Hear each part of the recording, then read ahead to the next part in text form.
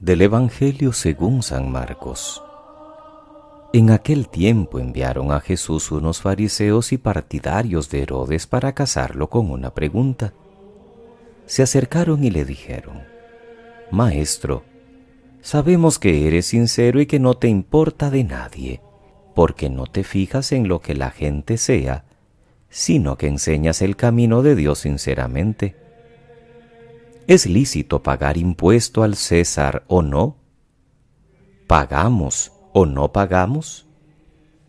Jesús, viendo su hipocresía, les replicó: ¿Por qué intentáis cogerme? Traedme un denario, que lo vea. Se lo trajeron, y él les preguntó: ¿De quién es esta cara y esta inscripción? Le contestaron: del César. Les replicó: Lo que es del César, pagádselo al César, y lo que es de Dios, a Dios. Se quedaron admirados. Palabra del Señor. Gloria a ti, Señor Jesús. Es martes 1 de junio, queridos hermanos. Iniciamos hoy el 6º mes del año, mes del Sagrado Corazón de Jesús. Y lo hacemos hoy con esta memoria de San Justino mártir. Justino fue filósofo y mártir y nació a principios del siglo II en Flavia, Neápolis, la antigua Siquén en Samaria, de una familia pagana. Una vez convertido a la fe, escribió profusamente en defensa de la religión, aunque solo se conserva de él 2 apologías y el diálogo con Trifón.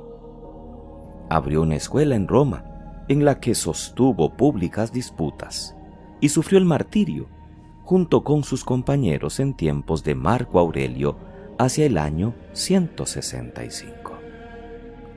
Además, hoy en nuestra iglesia costarricense, siguiendo lo que nuestros obispos nos han pedido en estos últimos días, celebramos la jornada de oración por las víctimas de abuso sexual.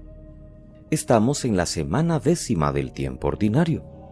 Ayer tuvimos que haber empezado a leer el libro de Tobías, pero por ser 31 de mayo, celebrábamos la visitación de Santa María a su prima Isabel con lecturas propias. Por eso hasta hoy empezamos este libro del Antiguo Testamento, que es uno de los escritos más tardíos, por cierto, cerca de 2 siglos antes de Cristo. Responde a lo que se llama en la Escritura un género sapiencial o didáctico, que es un relato edificante, contado con viveza y colorido, dirían los biblistas, sobre el trasfondo histórico del destierro de los israelitas, y se dibuja la historia de 2 familias, la de Tobías y la de Sara, una en Nínive y otra en Ecbatana de Media. Ambas sufren dificultades, ambas son piadosas y ambas reciben a su tiempo la ayuda de Dios. Toda la semana nos acompañará el libro de Tobías, que tiene muy bonitas enseñanzas, también aplicables a nuestra vida diaria.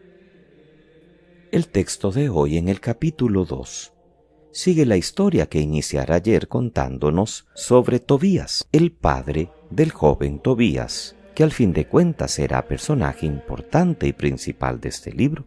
A pesar de ser un hombre bueno, tiene que pasar por pruebas muy duras. Por un accidente tonto quedó ciego, pero el texto sagrado nos dice que Dios permitió esta desgracia para que como Job diera ejemplo de paciencia.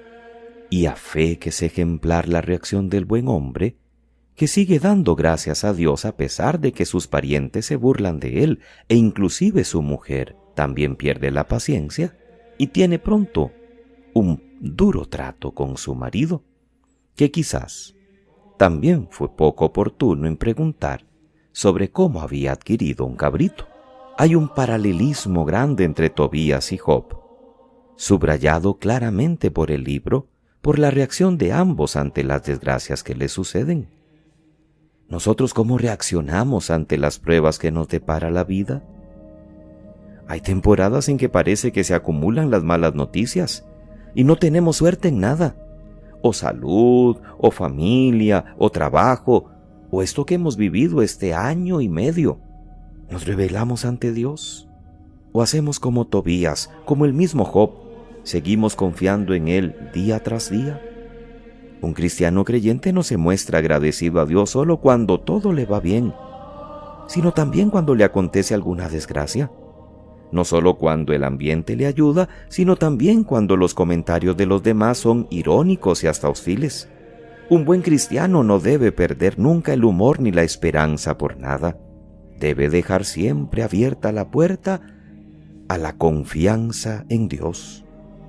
Pero además reflexionemos sobre cómo reaccionamos ante una persona cercana a nosotros a quien le pasan estas desgracias. ¿Contribuimos con palabras amables para devolverle la esperanza o nuestros comentarios todavía le hunden más?